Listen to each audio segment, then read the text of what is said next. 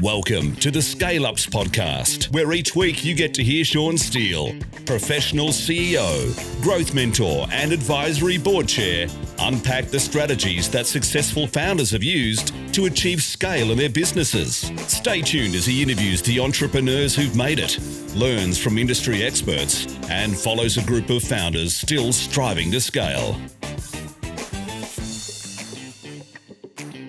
G'day everyone, and welcome to the Scale Ups podcast, where we help first-time founders learn the secrets of scaling so they can fulfill the potential of their businesses, make bigger decisions with greater confidence, and maximize the value and impact they can create in the world. I'm your host, Sean Steele, and today I have with me a fantastic guest, Belinda Wall from Brand Amplified. How are you today, Belinda? Yeah, really well. Thank you, Sean. Thanks for having me. Beautiful. My pleasure. Nice to see you again. And before we kick off, I just want to acknowledge our community has been wonderful in leaving some ratings and some reviews and feedback. We've had some great stuff coming through. It seems about 70% of people, interestingly, use Apple Podcasts as their platform, and another 20-odd% use Spotify. So there you go. Spotify seems to be creeping up these days. But big shout out to Mark Forcathos, who said that this podcast has a great conversational style to its interviews, uncovering what it takes to scale a business. Thank you very much, Mark. We really appreciate your feedback. If you're listening to this and you'd like to have yours read out, please jump on the platforms, leave a review. Our team really get a huge kick out of that. So thank you very much. Our guest today, however, as I said, is Belinda Wall from Brand Amplified. And for those who aren't familiar with Brand Amplified or your background, maybe I can offer a bit of a summary, Belinda, and you can correct me if I get some of that wrong. So you've been director of Brand Amplified for 7 years now, and so that is, particularly brand marketing, communications, content, activation, experience marketing. But you've been in this space like 15 years, I would say, maybe plus now. Would that be right? Yeah, that's correct. Absolutely. And what I really love about your background, I always think, when you end up in a very consultative space, it makes a big difference what perspectives you bring. And what I notice about your background is that not only have you had executive roles, leading brand and comms, inside a company, then you've had was it sort of an in-house agency space for PwC, where you're probably servicing PwC clients, but with an internal team, and then of course your own brand Amplified. So you bring this kind of three different perspectives to what it takes to scale, but how particularly, and the focus of course of our dialogue today is what do founders need to be paying attention to in this space? Because in the $2 to $20 million revenue range space, there's so much sort of ongoing discovery happening. You're still trying to figure out what do we believe about our industry and our clients and their problems and our solutions and what our purpose is, and how do we bring all that together in a cohesive brand story, positioning? And for those founders who don't have a background in marketing, they can find this very challenging to nail. They might understand it intrinsically, and you have a one-on-one conversation with them and they can talk about it, and you're like, wow, that is so meaningful and heartfelt and compelling. But when I look at your website and all your materials, none of that comes through. So it's kind of, it's fine when you're in that stage and all your business is coming through referral, but the moment they go, okay, I really want to put some effort into this business, I want to scale, I'm going to have to acquire new customers. And then all of a sudden that becomes a big problem, right? Absolutely.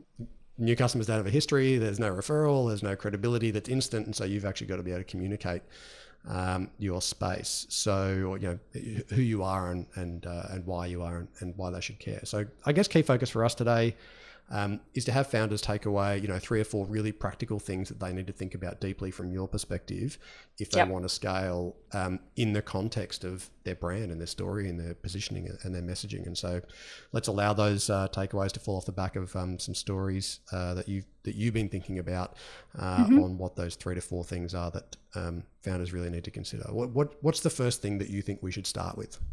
Yeah, absolutely. So I think, even from your opening, Sean, you really, I guess, hit the nail on the head with a couple of things. First and foremost is that obviously with my background, I have been, had the fortune of coming at brand from a few different framings, being in-house as a consultant, from looking from the outside in, wearing the customer's shoes, et cetera, et cetera. So that's really, really important. I think the second thing that you kind of pointed out, which I'm really keen to explore today, is the gap between having a great story and being clear about it in our minds as founders, but then lacking that formality and following through on that and really capturing it in, a distilled, official way, and then sort of bunkering down and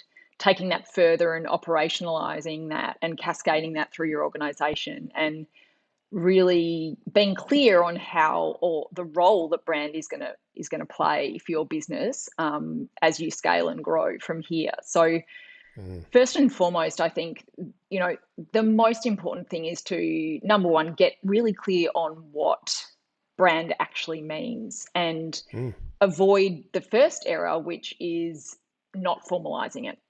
So brand, I think, it's bandied around a lot, and I think it's one of those terms that we're expected to be very familiar with, but in fact, a lot of people actually aren't that familiar with it. What does it actually mean? Exactly. A lot of people either think they know what it means, and it's a bit esoteric and they can't quite grasp it, so I'll park it there for a few years and it'll kind of take care of itself. Or very commonly, they mistake it for their visual identity as a brand. And what we talk about, a lot of founders will say, yeah, I've got a brand, I've got a logo, I've got a color palette, I've got, a font foundry that we've agreed on, or a typography. I engaged a graphic designer when I first set up the business. It's, in this folder and it sits there, and, we use the logo every day. It's great. It's a brand. That's not the brand, actually. Brand, I mean, your identity, your visual identity is an important part of your brand. That's one manifestation, and a critical manifestation of your brand, but that is not your brand. So when we talk about brand, there's some really key components, and it really, once we step through them, you'll understand that it really infiltrates almost every aspect of your business. So first and foremost, when we're talking about brand, or, I typically say, brand articulation, and that encompasses a few different areas. Typically, I refer to a more sort of holistic approach to thinking about brand from a brand articulation perspective. And the core component of our brand starts with our why. And Simon Sinek really, popularized this term through his TED Talk, starting with why. And that really speaks to making sure that we're clear on what is the reason that we exist. So beyond the products that we're selling or the service that we're selling, what do you stand for? What's the point of what you do? And if we think about it from more of a Maslow's hierarchy of needs perspective, beyond functional features and benefits for your customer, what are you enabling, or what are you seeking to change, or what feelings or associations or higher order need are we tapping into? So a lot of brands, for example, think about taking a, we help do through model in terms of articulating their mission statement or their why. Okay. So for example, if we think about Nike, one of the most successful brands, a lot of people would say, oh, isn't their why or their mission statement just do it? It's like, no, that's actually a strap line. Their mission statement is, or their why is, to bring inspiration and innovation to every athlete in the world. So they believe that if you have a body, you're an athlete. So that actually speaks to their why. Similarly, if you look at a big brand or a successful brand like Atlassian, their mission statement or their why is, from medicine to space travel to disaster response and pizza deliveries, our products help teams all over the planet advance humanity through the power of software. So you can see how that model of we help do through. Our mission is to help unleash the potential of every team. So it's a less of a focus on what you're selling or, what you're delivering to market. It's more about why you exist. So that is the crux, and that is the bedrock of your brand. I think one of the, just to jump in there, Belinda, one of the things that jumped out at me, and that I certainly have felt come through when I've read Simon Sinek's, his stuff around why, is that sometimes it's easiest to start with the belief. And you talked about the belief there from Nike. We believe that everyone who's got a body is an athlete, or can be an athlete. Mm-hmm. And that's actually the starting point. When I talk about this with my clients, that's where I really try to start, because they can usually grapple around belief, something like why. I don't really know why we exist, what the purpose is. But when you go, well, what do you believe about the industry or your customers or the problems with the customers or the problems with the industry? Like, what is it that you believe about that? Yeah. And then we believe that customers deserve this, or that this thing in the industry sucks, or that the way people do this is terrible, and that's something that we really want to see change. Like, that's something that, lights them up. They can talk about that. Change and then you go, and problems. Yeah. Absolutely. Seth Godin essentially says that if you're not seeking to change something, then what is the point? Whether that be a behavior or a perception or a buying pattern or the way we exist in the world, fundamentally as a brand, you should be existing to change something. And whether that is to fix a problem or to help someone feel better or feel a different way by buying into your products, or to progress in a certain area. So yeah, absolutely. I think if people want to go deeper on brand, Simon Sinek and Seth Godin are great sort of people to sort of read up on and think about. In addition to the why and the mission statement, the other core elements of brand are, of course, positioning and differentiation. So being really clear on how we're going to compete with others in the market, why a customer is going to choose us, what is our proposition. So this is a big one. Beyond, what you're selling to make money, why should people choose your brand or want to choose your brand over your competitors? So for example, again, to look at some big brands and how they've gone to market in terms of their positioning and their value proposition. If we look at some, like a Qantas, for example, they've always focused on safety, number one, absolutely number one. And secondly, the spirit of Australia. That's really key to their positioning and their values as a brand. And that's what they put first and foremost, beyond anything else. Brands like Bunnings, for example, community has always been huge. Price and depth in the offering is huge as well. The Iconic, so as a retailer selling products, but their actual positioning and their value prop is actually more about service proposition.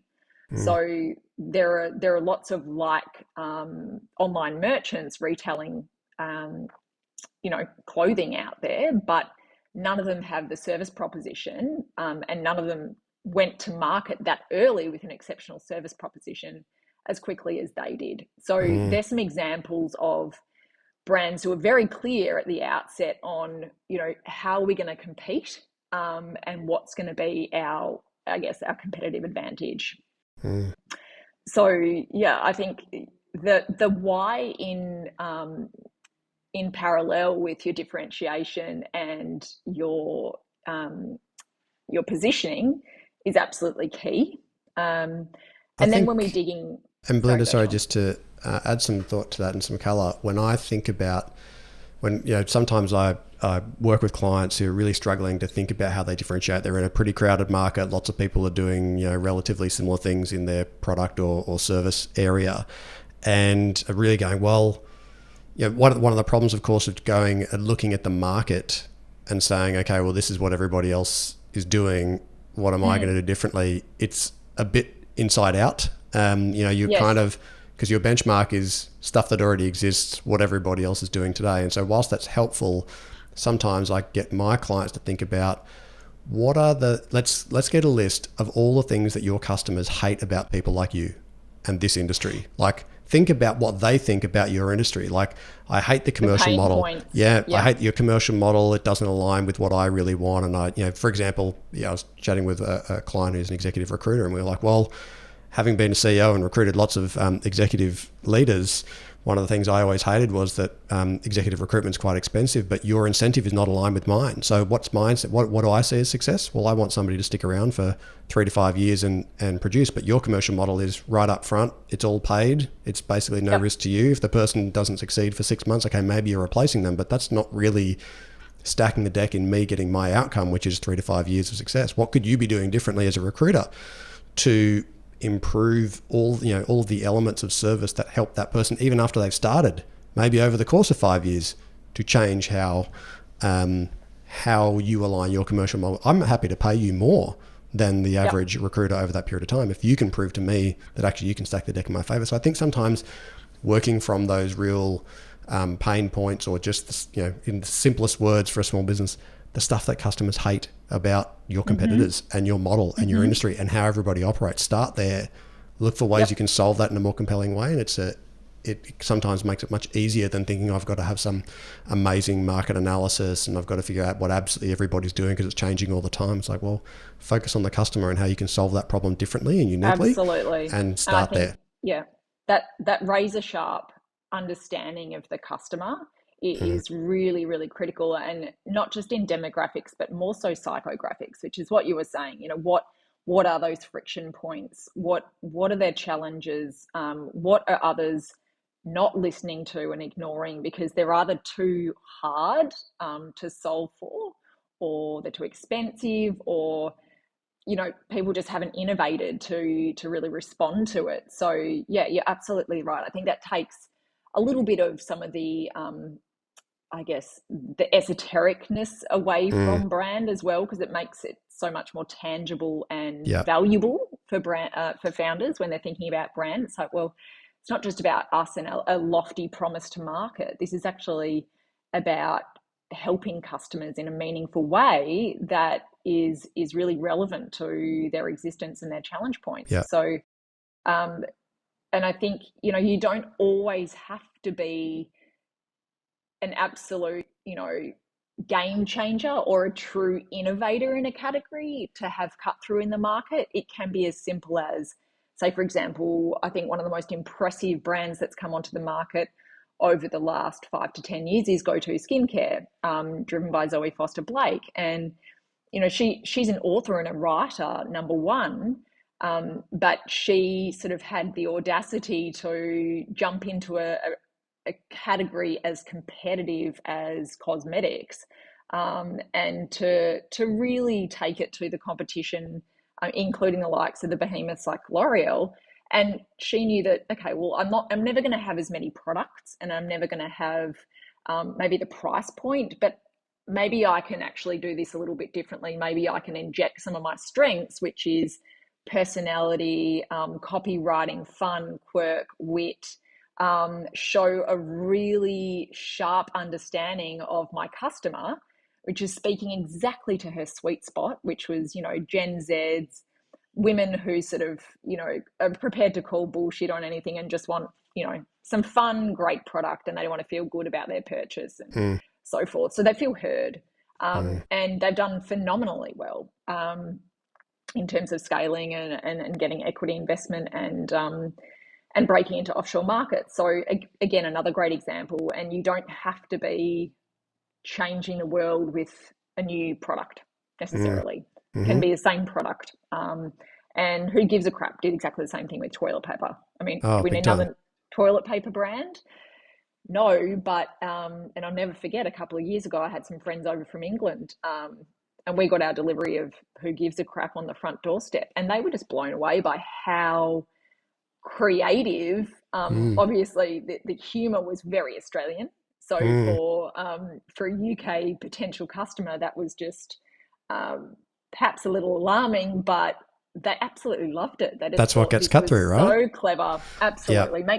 Stops you in your tracks. And then also, oh wow, and the extra there is it's actually sustainable, but people could also buy it because, hey, it's fun design and they're really funny and it makes me feel good to spend my money with these people. Plus they deliver it to my doorstep. So I hate carting toilet rolls. Again, what does your customer hate? I hate going to the supermarket and buying paper towel and toilet paper because it takes up half my boot, you know? Yeah. So put it on people's doorsteps. So, And it's like if you can't figure out what your customers' pain points are, then you're just not having the conversation with them. Like assuming that you've got some customers already and we're not in kind of, pre-seed market research stage, and most of the people in this community are, 2 mil to 20 mil, they've got a business, they've got customers, they've got people they can speak to. The question is, well, how often are you actually just having a conversation with your customers about their perspectives on your industry, their perspectives on your competitors, the problems they're trying to solve using your product or service, what happens before that, what happens after that, how it impacts them personally, how it makes them feel, what sort of... Until you have those conversations, it's really difficult to do anything but look at the market and see if you can find a bit of white space and be creative. It's like the customer's the one who have to pay you. So that's it. Get involved in the conversations. Yeah, I think that's a really great point. And again, it's about doing the work, isn't it? It's about saying, okay, well, we might not have the funds or the time to, fork out for a big customer research investment, but hey, we've actually got a database of 5,000 of our own customers. So let's reach out to them and actually ask how we're doing, or, what's happening in your life, and what really annoys you right now, and et cetera, et cetera. And then, yes, you've got a whole, library of really powerful insights, but you can remarket those insights in some really clever and creative ways by saying, hey, we listened to, or we asked, women aged 40 to 50, what really bugs them about buying cosmetics from the supermarket. And we responded in this way. So I think, there's lots of value there to doing the work. I think make the strategic exercise a week-long thing, like carve out a week, do nothing else but have them all lined up, pack them all together in a week and have the same conversation. Like you'll tweak and iterate the conversation and the questions and so on, have the same conversation over and over with as many customers you can, so that at the end of that, you're like, wow, that was a massive, you'll see the patterns very quickly. You'll see where things are the same. You'll see where they're different. And one thing I would say to founders listening is the other reason you do this and you don't spend all of your time worrying about the competitors is you can't compete on everything. So, the worst thing you can do is try to match all your competitors for features of their product or service, to get to 100% of what they have, plus then outperform on a couple. You actually have to say no to things. Otherwise, you're going to go broke. You can't compete on all those things. And actually, the strongest brands go, okay, there's 7, typical features of this product or service, and we're actually going to choose not to compete at all on 3 or 4 of them, but we are going to create some new ones or really double down on a couple, so that, because in the absence of doing that and in the absence of the ability to channel your money and effort and resources towards some things that you think customers really care about and will make a real difference to their lives and their experience of your product or service, you don't ever get true differentiation. You don't ever get enough traction, skill, expertise, depth for it to really become a competitive advantage, because you just cannot compete on all of them, especially if you're comparing yourself to bigger players who've got deeper pockets. You've got to go narrower, deeper, and develop something that becomes a competitive advantage. Yep. There's a great brand saying, the sharper your focus, the broader your appeal. And it takes a lot of discipline. And this is actually my second point around branding, which is, are you all set to honor that brand and treat it as your single source of truth? Because, the rubber hits the road when, you may have had this great brand articulation session and you've formalized it and so forth. But unless you are prepared to make sure that you've got proper alignment across all key stakeholders in the organization, and that really should have happened in, the stages when you were bringing it together. But unless you have, socialized that brand work, but also you're prepared to agree, all key stakeholders, that you're going to call each other out if you are now off brand. So, has everyone been familiarized on the purpose and value of the brand and the role that it's going to play now? I think is a really key one. Are we prepared to call each other out when we're off track? So, is to use that as a North Star to say, we're going to say no on this. We're going to say no on that opportunity, or 100%. someone from product development's come up with this great idea, and, we're entrepreneurs, so we get excited about anything that looks like a potential opportunity, but that doesn't actually sit with our brand. That doesn't make sense for a customer that we have told, that we exist to, I don't know, multiply your human performance, to use a 2x U example from a sports brand I used to work with. But, if we're going to go to market now and, produce a product that is perhaps speaking more closely to a yummy mummy customer, it starts to get very diluted and confused. And so I think the important second part there is make sure that, you are all prepared to start honoring that brand work. And it's really going to serve as your guiding light or your North Star. And that can be hard sometimes. Just to summarize where we're at, so if we think kind of point one is you got to get clear on your why and what you believe and why you exist and so on. Second, we're thinking about positioning, particularly in the context of differentiation. Like, why should they? Okay, let's assume they've bought in. That sounds like an interesting vision. We've got a new customer on the end of the line. Second is, well, how are we different to anybody else? So that whole differentiation piece and what makes us unique and how we're solving that problem differently.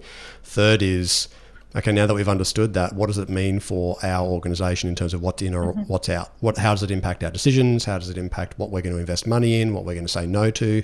And the ability to take the opportunity to workshop that with your team to make sure that actually you've road tested a whole bunch of those things. Because as you said, they're going to come up on a constant basis, and you've got to have some parameters that allow you to go, those things are in, those things are out, those kinds of things. What comes, conscious of how much time we've got left, Belinda, what comes next for you? So let's assume now we've got clear why, we've got clear positioning and differentiation, we've now got alignment inside the organization, we know what's sort of on and off brand. What's next? So I guess further to that, or to build on that third point, is how we're going to prove our brand true. And so that's all about saying, okay, what are going to be our repeated acts or our proof points to go, okay, there is clear alignment and consistency between what we're saying and what we're actually doing. So it's about operationalizing the brand. What's an example of that people will be able to get their heads around? Yeah. So for example, yes, a lot of people, again, a little bit of a misnomer is to say brand's great, understand it. It's owned by marketing and communications. So that's where it's going to live. And that's who's responsible for it, and everyone else can kind of carry on. But it doesn't actually, it extends far beyond that. So it's about things like, okay, have we fed brand into our induction or third-party engagement familiarization processes? Have we built it in as a critical steer for things like, product development and diversification, our culture. And culture is becoming increasingly important. I'll give some examples of that. Things like recruitment and retention policies, our code of conduct, our ESG statements, our customer policy or terms of trade. How is it going to guide M&As or, business or other broader opportunities that come to us in terms of, or along our journey to grow. So if we go back to the Atlassian example about the why and how might they start to use that to pressure test, they might say, okay, well, does this or will this or could this, and it might be a new product or a service or sponsorship or a hire or an acquisition, does this actually help teams all over the planet to advance humanity or help to unleash the potential of every team? So does it actually speak back to our brand and our mission? So for example, LinkedIn's mission statement is to make the world's professionals more productive and successful. So is this software update or is this additional feature going to actually help users be more productive or successful? Or is it kind of just another gadget and nice to have, or just something that, John came up with on a Saturday afternoon? Yeah, exactly. Yeah. It could be something that starts to as an example of what might be out. Okay, well, given that sort of brand direction, something that starts to turn a bit more into a Facebook or an Instagram where people are sort of scrolling mindlessly as opposed to it making them more productive or more efficient or more successful. It's like, might be nice, but all of a sudden it actually doesn't really matter because it's not going to deliver on that. Okay. That's it. And another great example, I think, is of a fail in this area is the old Blockbuster Netflix fail. So Blockbuster had the opportunity a couple of eons ago, it feels like eons, to acquire a little company called Netflix. And they decided no, they wouldn't do that because they were actually in the business of selling DVDs. What they didn't realize is they were in the business of selling entertainment experiences into the family home. So they actually mistook what they did or the products that they sold for why they exist.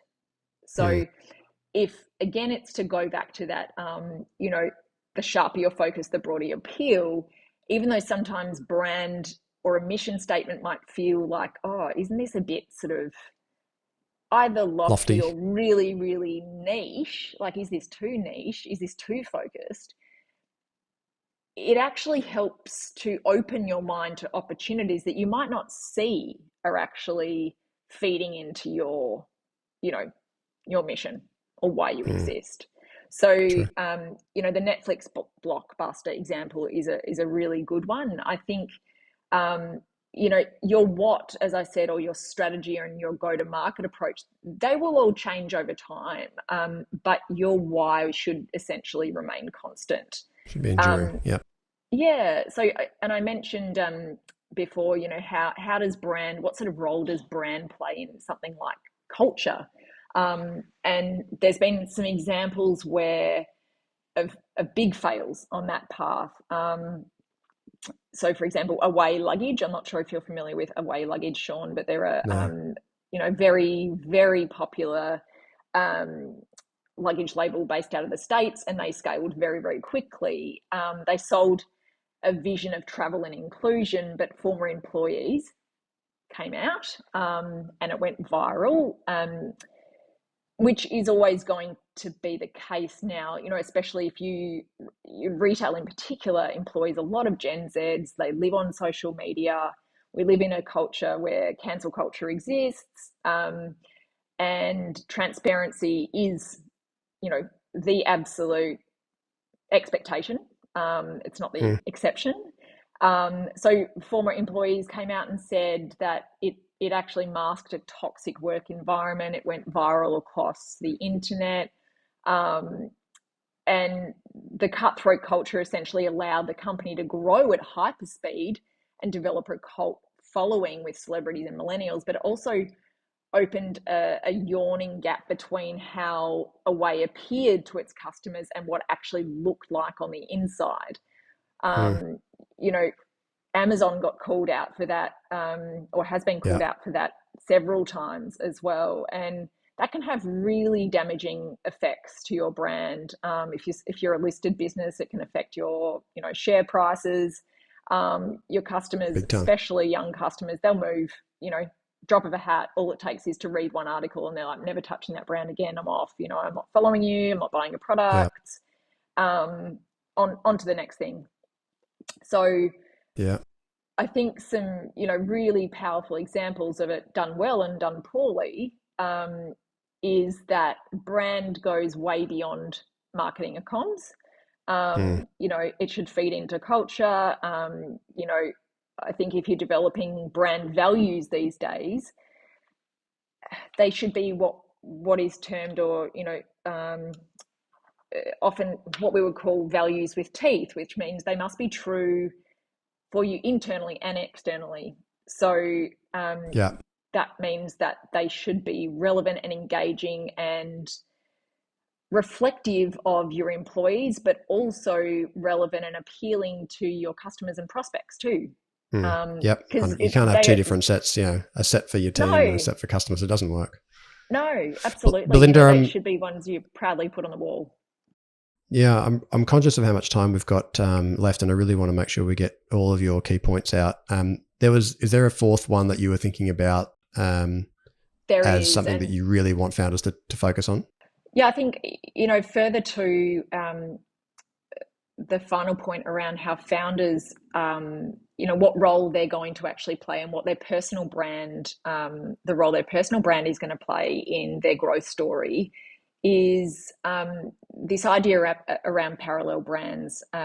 Is they're becoming more and more commonplace, but more and more powerful, and that's in parallel with, again, this era of transparency that we're living in. Consumers and customers want to know, what they're buying into, who is behind the brand, why they set up the brand and the story, and why they exist. So again, I guess it just serves to illustrate that this whole idea of brand and the why is not an esoteric one, Sean. It's very much being valued more and more by customers as well. There's a kind of a forensic level of detail there. So this, I work with founders and entrepreneurs quite regularly around personal brand strategies and what role their brands are going to play in their growth story, and how they can serve to add further equity to their brand as well. And it opens up a whole raft of additional opportunities. I was working or interviewing a founder the other day from a fantastic meditech company that's scaling really quickly. And she came from a background originally in research and medical research. And she made a remark about the fact that, throughout her career, she's needed to invest in communication and public speaking as part of her medical research, because she had to go to a lot of, obviously conferences and present papers and so forth. But at her new startup, MediStays, this is taken on an even greater dimension, because rather than talking about the actual work that she's doing, as a founder, she's asked more and more to share about herself as a person, as opposed to actually share about your products or what you're selling, or the reason that exists. So it's really interesting. If we look at again, some of the most successful and prominent brands in the world right now, the likes of your Teslas or Virgin or Boost Juice or Go-To Skincare, we're very, very familiar with the founders. We know Elon Musk, Richard Branson, Janine Ellis is everywhere, Zoe Foster Blake.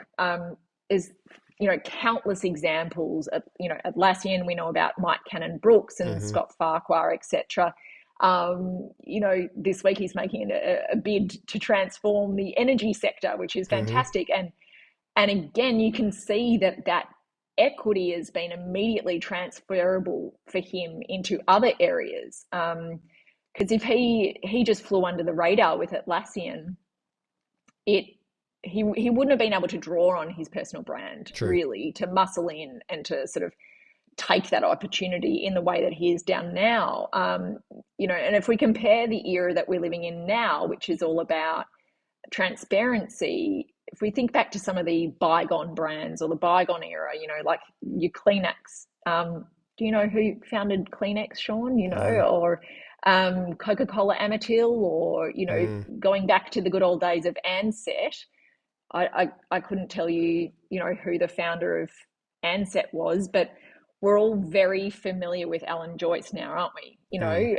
He was in our worlds and giving us updates as frequently as Scott Morrison over the pandemic. And similarly, we were getting emails weekly from Stephen Kane, the Coles CEO, about, what we can expect from, their service proposition and the supply of products and so forth. So it wasn't just coming from head of marketing or comms, it was coming directly from the CEO and so forth. So I think the takeaway there for founders is that we're living in an era where people want to connect with people. Yeah. And people trust brands that they can see a human behind.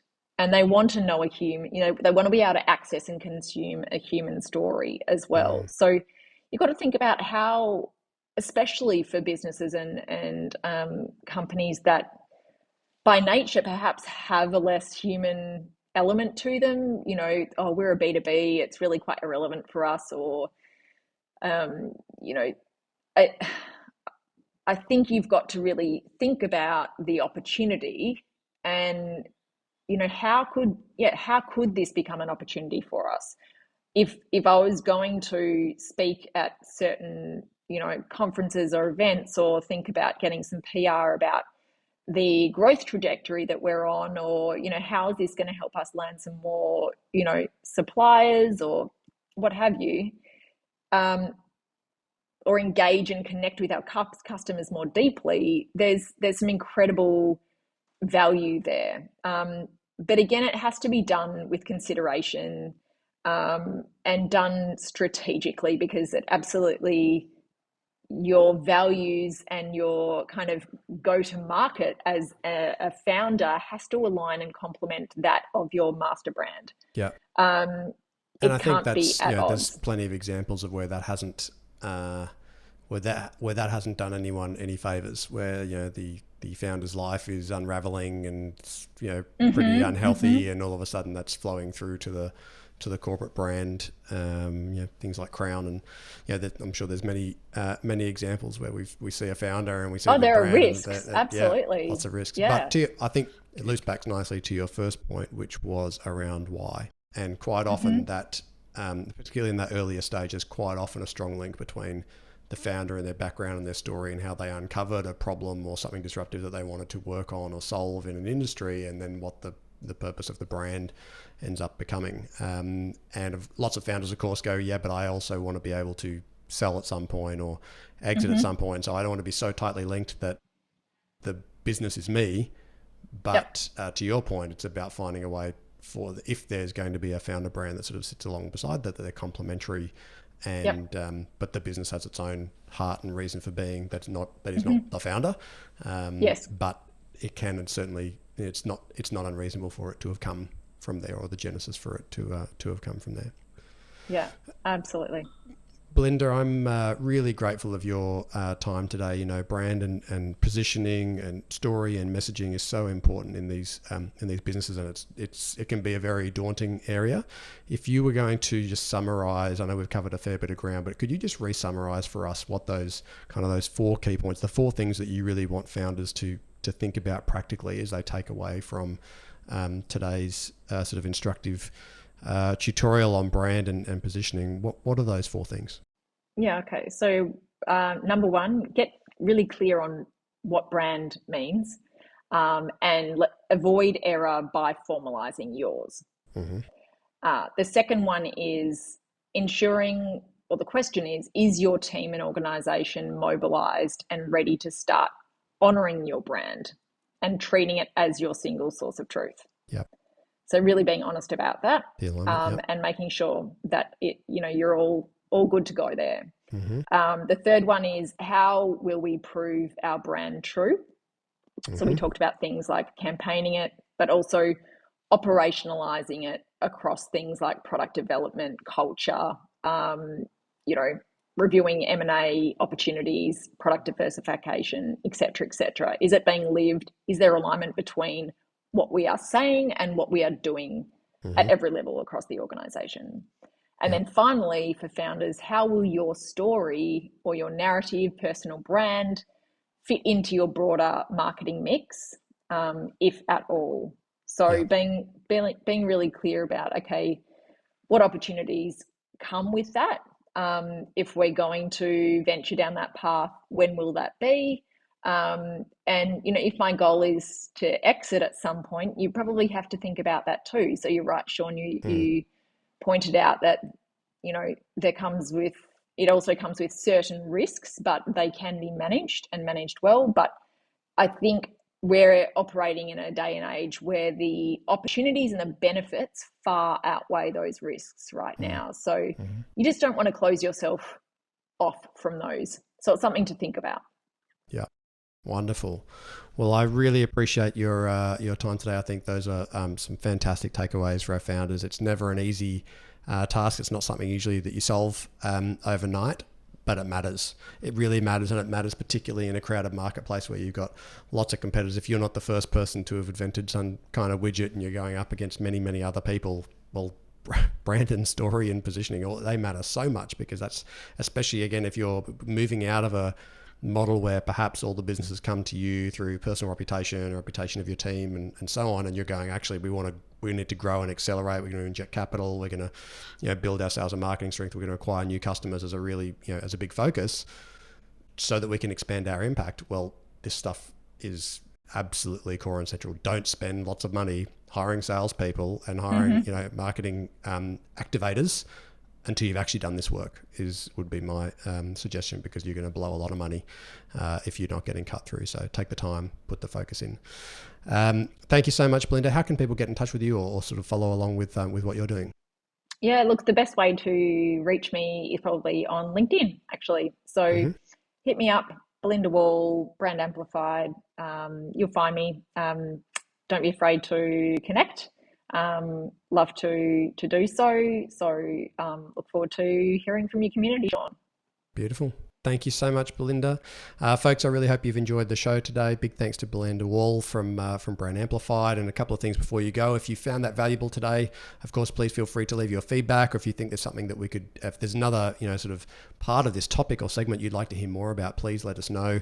You can send us an email at questions@scaleupspodcast.com, or just jump on the website. If you want to drop your email there, we'll let you know when new episodes are about to drop. And of course, we always value reviews on Apple Podcasts, ideally.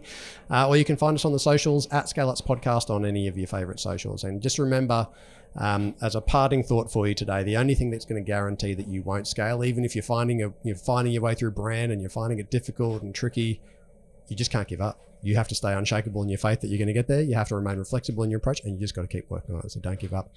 You've been listening to the ScaleUps Podcast. I am Sean Steele, and I look forward to speaking with you again next week. Thank you so much, Belinda.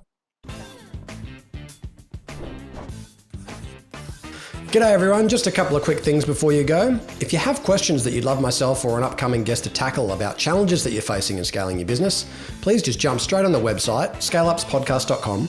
You can record your message straight from your mobile by hitting the button on the right-hand side of the page, or you can just email them the old-fashioned way, questions@scaleupspodcast.com.